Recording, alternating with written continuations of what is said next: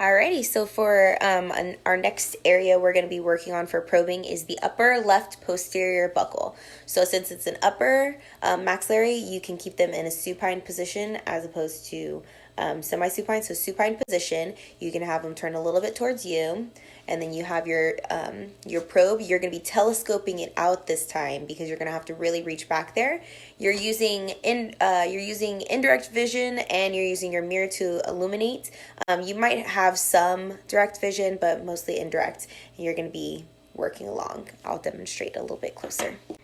All right, so this is kind of what our mirror view would be like. It would be upside down, obviously, because these are maxillary teeth.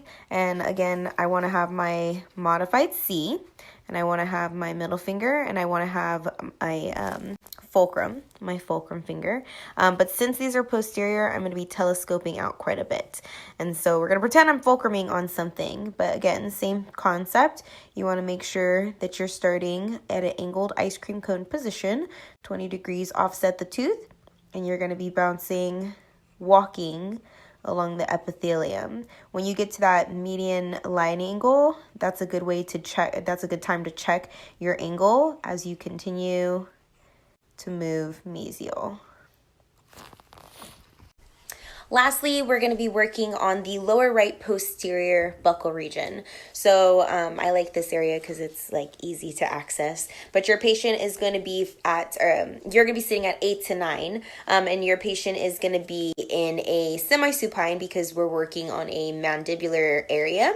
And again, you can have them turn away from you. I think that's a little bit easier than having them turn towards you. It might be a little bit too hard. So you can have them turn away or adjust them as so. With the lower right posterior buccal region, you are going to be using direct vision. It's going to be a little bit easier. But the only thing is, since it's a posterior area, you are going to have to telescope your instrument out instead of choking up on it. That might be kind of hard to fulcrum and access. So make sure that you are telescoped out. You have your modified C, you have your middle finger on for tactile sense, and then you have your fulcrum. And then you're able to either come up on your fulcrum or lay it down. It would probably be a little bit easier.